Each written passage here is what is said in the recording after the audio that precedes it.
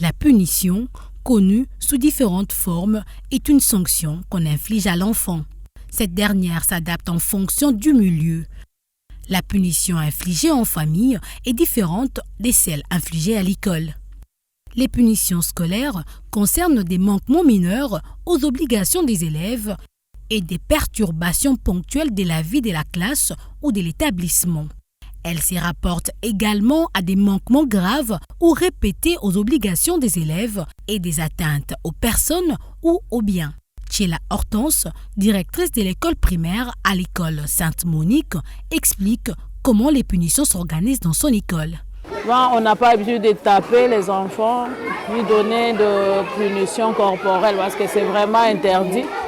Mais nous, notre façon, c'est de le laisser debout pendant quelques minutes au coin de la salle et puis après on va le récupérer pour l'intégrer dans le groupe et continuer le cours. Les punitions sont des réponses immédiates aux faits d'indiscipline et sont prononcées directement par les professeurs, le personnel des directions, d'éducation ou des surveillances. Elles s'inscrivent dans une démarche éducative partagée par l'ensemble des équipes et de la communauté éducative. Alpha Sangamay, directeur de discipline à l'école Abeloya, donne des éclaircissements. Toute punition doit être proportionnelle à la faute commise par l'élève. C'est ainsi que nous disons d'ailleurs, on ne sanctionne pas l'élève, mais on sanctionne la faute commise par l'élève. La punition ne doit pas être corporelle, c'est-à-dire qui touche à l'être de l'enfant. Cependant, certains enseignants estiment qu'on peut recourir au fouet comme punition. Bon, s'il faut parler de punition, je n'apprécie pas personnellement ce qui nous est demandé aujourd'hui. Parce que j'ai aussi été élève, comme les élèves que nous avons aujourd'hui. De notre temps, il y avait des punitions qui corrigeaient l'enfant. Je me souviens, certains de mes enseignants, même à l'école primaire, avaient des fouets.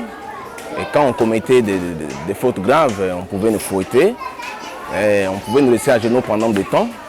Il y avait d'autres punitions. Et l'enfant se sentait obligé de changer parce que ce sont des punitions qui pesaient, ça lui faisait mal. Si pour certains enseignants, frapper un élève qui n'écoute pas est une meilleure solution, pour beaucoup des parents, il serait mieux de revoir la façon de punir ces derniers. Ce que je peux demander aux gens aux professeurs, aux enseignants, c'est de punir avec pédagogie, si ça peut se dire. C'est-à-dire ne pas torturer l'enfant et se rendre compte aussi de la santé de l'enfant. Les élèves eux-mêmes, conscients de leur méconduite, pensent que frapper aussi serait une solution, bien que cet avis n'est pas partagé par tous. À l'Institut de la Gombe, les punitions sont vraiment un peu mal. Les punitions parfois, ça fait vraiment très mal parce qu'on nous met les pieds en haut, les mains en bas, on nous met à genoux, les mains en l'air.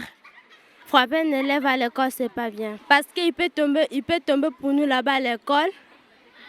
Parce que si on le frappe, il peut blesser, il part à la maison. La maman, quand va venir ici, il y aura des problèmes ici à l'école.